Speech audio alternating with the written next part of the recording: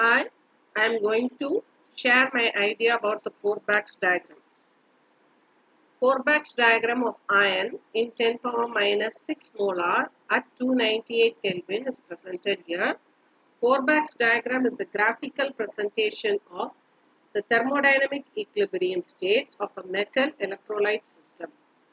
Forbach's diagram are plotted in the axis electrode potential of the metal versus the pH of the electrolyte. Oxidizing conditions are described by the positive potential.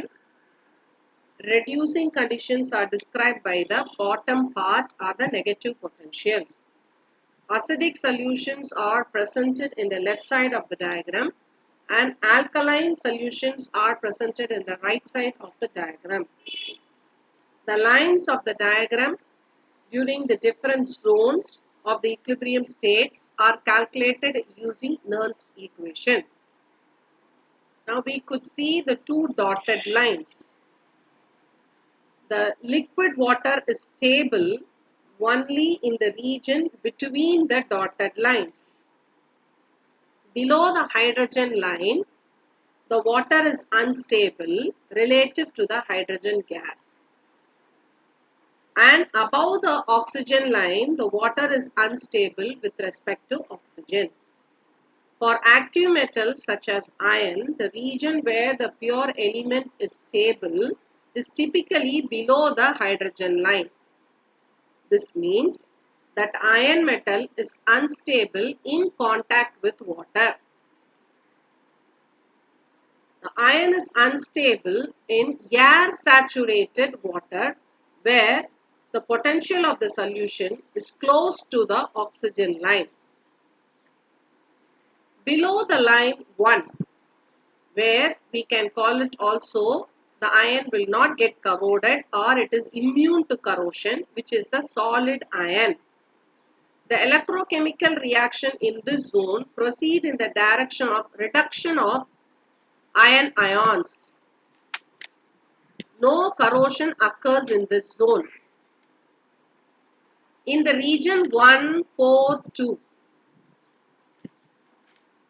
it exists in aqueous solution. The ion here exists is Fe2 plus. Here this metallic iron is getting oxidized in this region. In the region 2-3, this zone, aqueous solution of Fe3 plus exists. That is, the metallic iron oxidizes in this zone.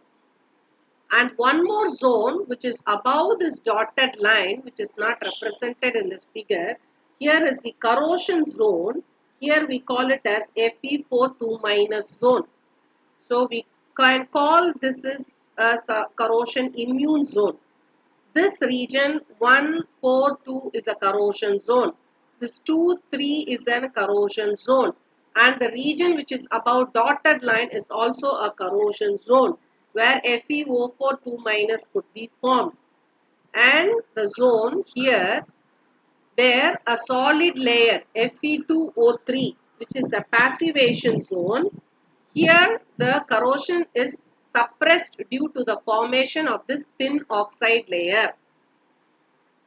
And another one Fe3O4, which is below this line 5, is also a passivation zone. The another one which is FeOH twice, this is a solid hydroxide formed which is also a passivation zone.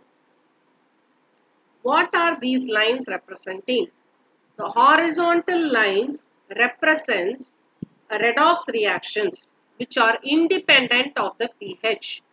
This line represents how much of Fe2 plus could be reduced to Fe solid and how much of Fe3 plus could be reduced to Fe2 plus. So these two lines are horizontal lines are redox reactions, reduction lines, which is independent on the pH.